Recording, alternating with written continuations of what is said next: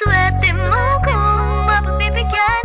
Ingatan mo pag-ibig na Isang kakaibig, kakaibig, kakaibig, kakaibig.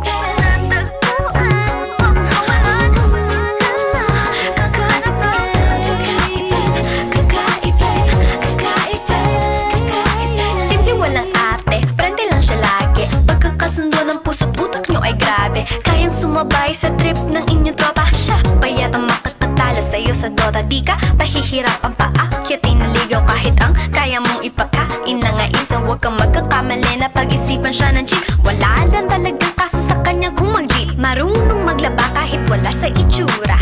Di na niya rin kailangan pa pamustura. At kahit na kanino mo dali na't pakilala na GGV ang lahat sa galing niya makisama. Di na nakala, di na mumulis ng cellphone yan. Pero magloko ka lang, lagot at mapipektasan. Oo, magaling siya makipagbiruan, pero ang puso mo'y hindi paglalaroan. Swerte mo kung mapagbibigyan.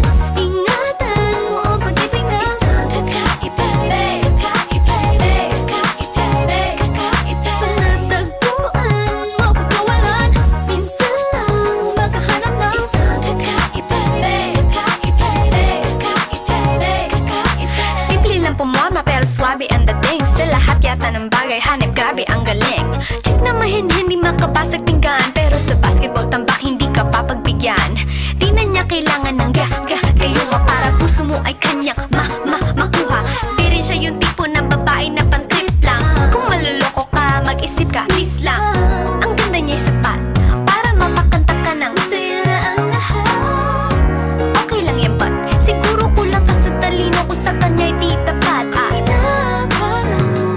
Na madali siyang palitan na papatunay ito na kailangan ng tabasan mga sungay mo. Kundi hindi siya nararapat sa buhay mo. Swerte mo kung swerte bibigyan.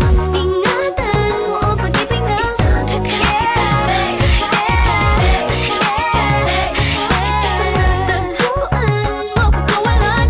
Minsan lang makahanap ng isang kakaibig, kakaibig, kakaibig, kakaibig. Di mo siya maririnig humingi ng tawad. Mararamdaman mo na lang at magugulat at gagaan ng loob, kaya siya ay walang katulad.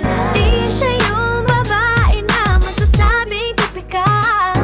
Dahil mismo ang ugali at ganda sumatotal, ang buo niyang pagkatao ay higit sa pisikal.